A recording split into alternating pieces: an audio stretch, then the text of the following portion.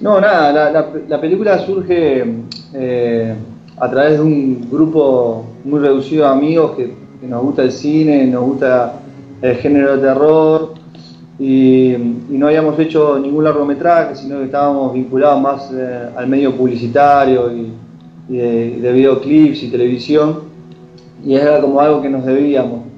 Entonces el productor de la Casa Muda, que es socio mío también dentro de Tokyo Films, me dijo de empezar a hacer una película de terror, que él tenía $8.000, que iba a cambiar el auto o a hacer una película. Si nos podíamos arreglar con esa plata y hacer algo que nos gustara, que sea como bastante innovador. Realmente Gustavo Rojo, mi socio, es un gran fanático. Y lo que yo le propuse era, bueno, si vamos a hacer una película de terror que sea de corte experimental. Es decir, que podamos divertirnos y arriesgarnos al mismo tiempo, ¿no? De hacer algo que por lo menos salga un poco de los parámetros narrativos tradicionales. Entonces ahí nace un poco lo del miedo real en tiempo real y bueno, de hacer esto, hacer una película para el público que lo vea en tiempo real, o sea, en un plano continuo, sin transiciones de lugar, ni de espacio, ni de tiempo. Se filmó en 5 días, una cámara de fotos que era prestada y lo que te decía, básicamente un grupo de amigos que teníamos las ganas de contar algo de forma distinta. Siempre hago como la diferencia entre basado y basado en hechos reales e inspirado en hechos reales. Nosotros ponemos inspirado en hechos reales porque lo que pasó fue que esto se convirtió como una leyenda urbana y cuando nosotros fuimos, o sea, se encontraron en la década del 40 2 cuerpos mutilados y una serie de fotografías y quedó como un caso inconcluso. O sea, nosotros cuando fuimos a las crónicas rojas de los diarios de aquella época, encontramos toda la información fragmentada y muchas veces muchas veces no, en la mayoría de los casos no se correspondía con la leyenda urbana.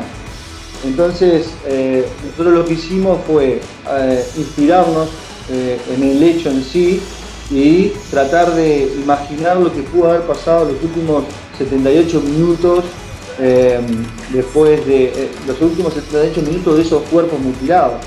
Entonces, capaz que pasó algo similar a lo que nosotros contamos en la Casa Muda, o tal vez, la verdad, no pasó nada que ver a lo que nosotros contamos.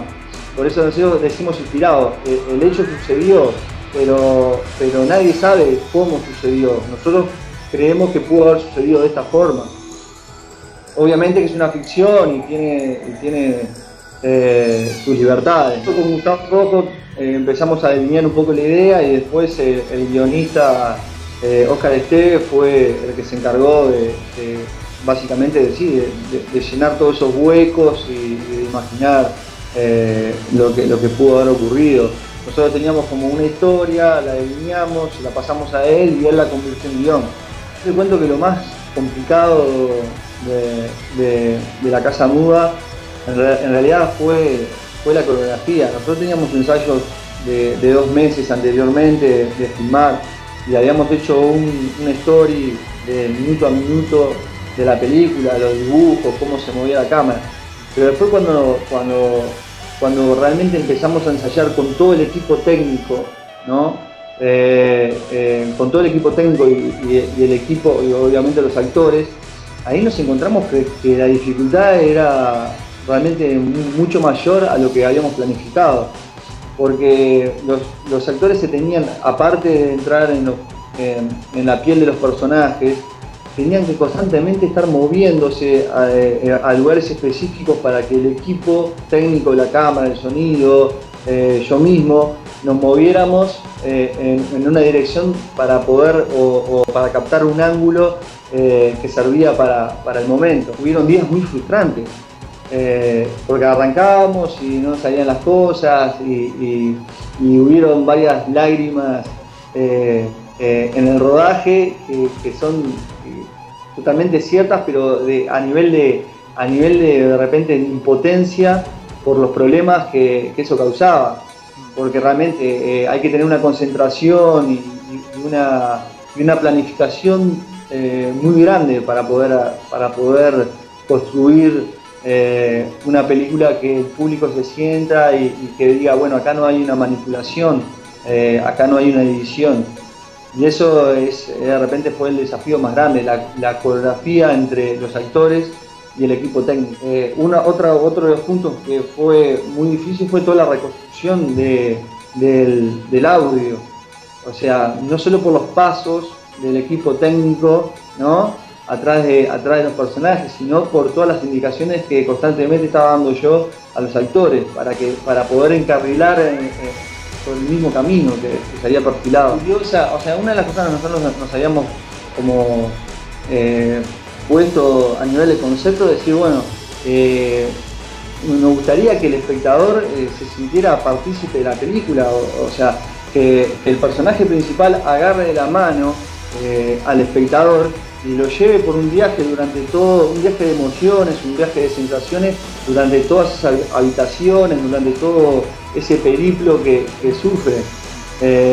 Yo creo que lo del plano secuencia después pasa como a un segundo plano en realidad, porque te olvidás, es como que después empezás a seguir naturalmente las emociones, que muchas veces no son de adrenalina, sino que son emociones de vacío, o sea, hay sensaciones de tristeza, sensaciones de soledad, hay sensaciones de impotencia, pasan por muchos grados, y eso de repente se empieza a ver invisible en realidad a nivel de cómo está contada la película. Yo siempre digo que esta película se pudo haber contado de muchas maneras. Nosotros elegimos esta porque nos pareció de repente una manera honesta y una manera distinta de poder provocar sensaciones. Es lo más difícil en el cine. O sea, vos podés salir de ver esta película y no te pudo haber gustado, te pudo haber encantado, pero todos en algún momento sintieron algo en la película. Se sintieron abrumados, sintieron la tensión. Es una película de terror y lo que no podemos perder el objetivo de que nosotros tenemos que tensionar y asustar. Básicamente el público, el gran público, elige una película de terror para asustarse. Hay una cosa importante ahí a nivel de la actriz, ¿no? Que como que todo la responsabilidad del film casi cae sobre los hombros de ella, que realmente que hizo un trabajo que a nosotros nos fue muy conforme. Yo no sé qué pasa en Argentina, ¿viste? Pero acá el terror es un género muy subestimado. Sí. Acá en Uruguay se hacen películas que hablan de la idiosincrasia del uruguayo, del cielo gris, de la tristeza y de mil cosas. Y esta es una película que realmente rompe un poco la tradición del cine uruguayo. Porque el miedo es universal y el miedo lo puede sentir un argentino, un uruguayo, un chileno, un africano, cualquiera. Entonces eso me parece que es interesante de que no fuimos por la misma línea de lo que se está haciendo acá últimamente, sino que tratamos de hacer una película de género sin pretensiones, porque es lo que yo te decía, es una película minúscula, es una película hecha por amigos con $8.000, con una cámara de fotos, pero con muchas ganas. Las repercusiones de la película a nosotros nos sorprenden todos los días, porque yo te cuento que cuando terminamos de hacer la película, lo que nosotros soñábamos era poderla estrenar acá en el circuito comercial, en alguna sala perdida de este circuito. Sí. Y pasó que nos llamó subimos el tráiler a YouTube y nos llamó un jurado de Cannes porque quería ver la película porque le parecía interesante la propuesta y quedó seleccionada en Cannes. Vos fíjate que una película de terror de $8.000 hecha en Uruguay y seleccionada en el festival más importante del mundo, ahí es como que a nosotros nos cambió el rumbo de la película, cambió para siempre. Porque después, bueno, estuvo en un sinfín de grandes festivales, estuvo en Sitges, en selección oficial en Sitges, que es el festival de horror más grande del mundo. Y lo más increíble cuando decíamos, bueno, ya no le podemos pedir más nada a esta película, pasó que vinieron los americanos y compraron los derechos para hacer la remake, hicieron la remake de La Casa Muda, que es la primera vez en la historia del cine uruguayo que los americanos hacen una remake de una película uruguaya. Porque vos me decías, ¿qué pasó acá en Uruguay? Todavía no la estrenamos en Uruguay, se va a estrenar en marzo por un tema de distribuidores. La película fue vendida a 31 países, es una de las películas uruguayas con mayor ventas a nivel de cantidad de países. Es realmente también una de las cosas que también nos llamó la atención, de lo que nosotros habíamos planificado en una primera instancia, decir, bueno, si la estrenamos acá en Uruguay ya estamos felices. Fue como una ola que cuando pasó, que quedó seleccionada en Cannes, todos los ojos apuntaban, ¿viste? De diferentes partes del mundo apuntaron para ver la película, de qué se trataba todo esto, de la cámara de fotos, que llamó mucho la atención. Lo que yo le digo a la gente cuando me preguntan sobre la película es que el cometido principal de esta película, yo creo que lo cumple muy bien, que es que entretiene y que provoca y que asusta, porque básicamente realmente la película tensiona en muchísimos momentos. Es como que hay a veces que vos decís, bueno, necesito un respiro porque más allá del clima, de los tiempos, necesito un respiro porque en cualquier momento va a aparecer algo y viste cuando decís, vamos a descansar un ratito, porque te tensiona a ese nivel. Y yo lo he visto las repercusiones de la gente en diferentes partes del mundo, y la verdad, la gente se asusta y la gente se tensiona en todas partes del mundo en los mismos momentos o en las mismas situaciones. Y eso está bien, porque son los momentos que nosotros habíamos planificado para que la gente se tensionara.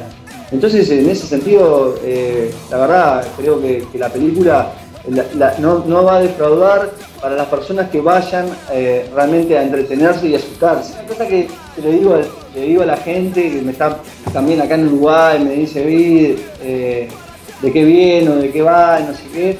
También digo que se queden hasta el final de los títulos, porque hay una escena nueva, que va después de los títulos y que realmente que cuenta muchas de las cosas, o da una información sobre los personajes que es muy interesante. Entonces después de los títulos hay que se van a dar cuenta que hay unas Polaroid, después viene una escena como de 6 minutos que nosotros la agregamos después de Cannes, porque nos parecía interesante ¿cómo puedo decir? Contar un perfil un poquito más hondo sobre uno de los personajes que aparecen en la película y que da una información que cierra muchísimo más redondito lo que puede ser el final. Y me pasó en Sitges que mucha gente se levantó, pasó una cosa increíble, porque terminó la película, aplauden, y empiezan los títulos con las Polaroid. Y mucha gente se empieza a ir. Y de repente se dan cuenta de que engancha con otra escena. Entonces estaba todo el cine parado, mirando la última escena. Y estuvo muy bueno y mucha gente, ¿sabes lo que me pasó? Que me agradecía como esa nueva escena. Porque ya te digo, porque te dan una nueva información. Entonces también creo que se queden como hasta esos títulos y eso, porque hay una nueva escena que para nosotros es nutritiva a lo que es la película. Muchísimas gracias por la entrevista. Bueno, nada, un abrazo grande y seguimos en contacto.